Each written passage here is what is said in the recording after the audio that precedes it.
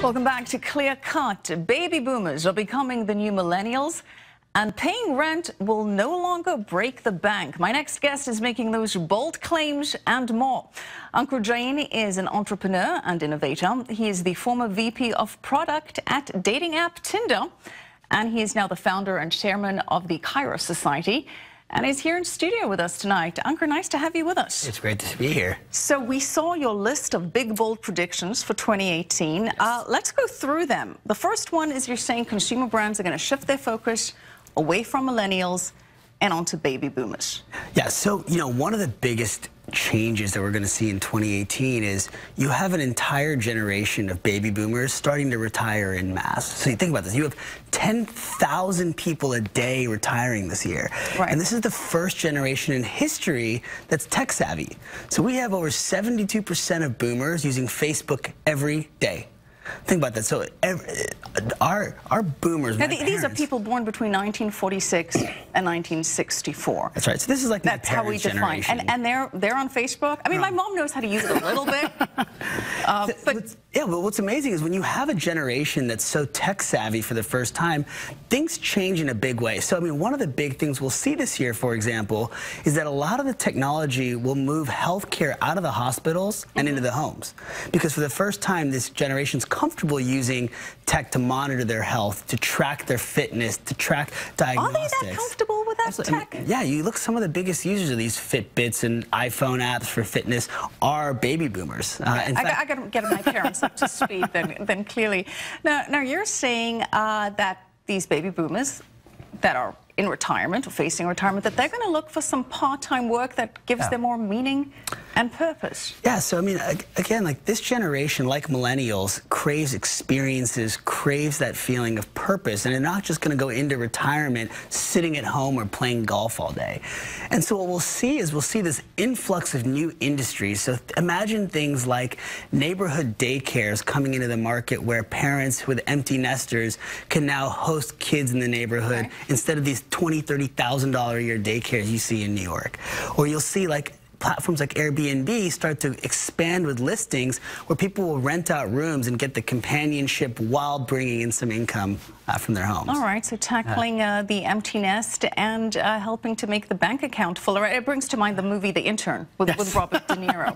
Okay, so from baby boomers to making babies, and your next set of predictions focuses on parenting and children, and you say that fertility services are going to go mainstream, expand. Yeah, so I think a lot of Silicon Valley over the last few years have been very focused on the young millennial, kind of pre-parent, etc.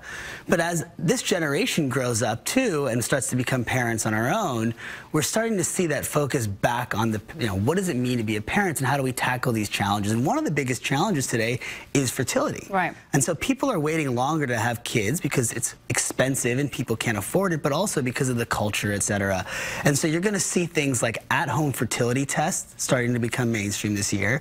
Even services for IVF and egg freezing. Well, that's already pretty mainstream. You have apps like OvuSense, Fertility Friend, Period Track. I have a lot of friends in this current phase of life, so I'm very familiar with all of these things. But what's interesting is we're also seeing apps to help people match up to find surrogates or sperm donors or egg donors. This is already out there. You're just saying this is just going to become So I think there's still a little taboo around a lot of these questions and a lot of these topics. And so even take the IVF process today, it's a highly fragmented market. There's really not been that much technology or consumer innovation in that space.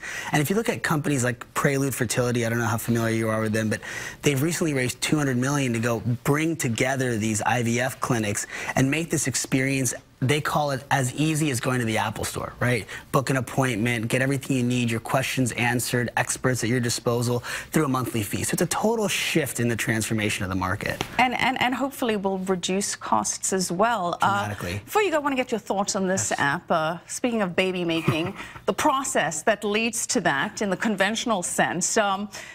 Assuming you've enjoyed a wonderful date, things are going great, you suggest a nightcap back at your place, your companion agrees, there's magic and excitement in the air, the sexual tension is there, and now you can whip out an app and get sexual consent registered through blockchain.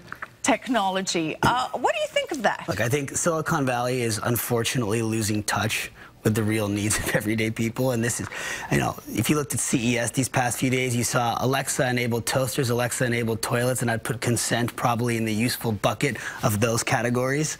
I think at the end of the day...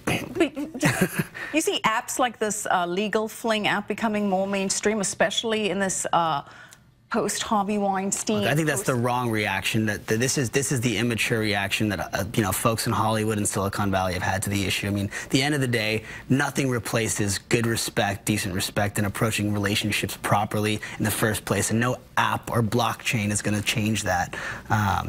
So I think entrepreneurs need to focus on the real problems that we're facing. Finding a blockchain-based consent is probably not one of them. Okay. Appreciate your thoughts on the matter, Ankur Jain. Nice to see you. Thanks for joining us tonight.